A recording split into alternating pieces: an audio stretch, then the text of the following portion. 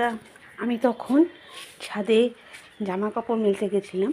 তো সেই সময় মনে হলো একটুখানি করি, দেখি কেমন হয়, কেমন রিয়াকশান আসে। তো এখন আমি জামা কাপড় মেলে নিচে চলে এসেছি। এবার দোকান বাজার যাব, তো দোকানে জিনিস আনতে যাব। তো সে আবার একটু ইচ্ছে হলো করি, আমি কি সারাদিনে করছি, কখন কি করছি, কোথায় যাচ্ছি, কি করছি একটু শেয়ার করি। নিজের সুখ দুঃখ প্রবলেম সমস্তটা শেয়ার করি। কে কোথা থেকে আমাকে দেখছো, আমাকে শুনছো, সেটাও জানি। তোমাদের কাছ থেকেও কিছু গল্প করব, গল্প শুনবো ও নানান রকমের অ্যাক্টিভিটিস তোমাদের সাথে নিয়েই করব। সেই জন্য আবার ভিডিওগুলো শুরু করা। আমি অ্যাকচুয়ালি বেসিক্যালি সোদপুরের মেয়ে।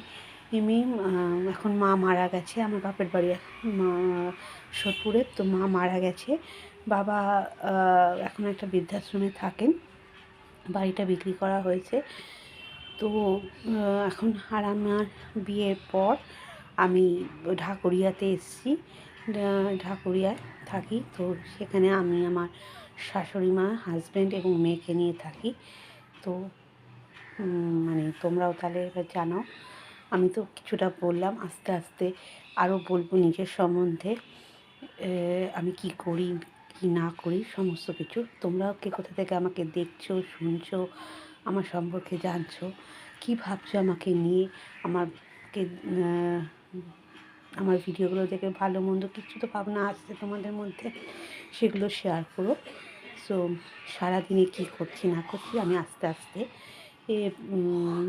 সেগুলো নিয়ে এই শর্ট তৈরি করব।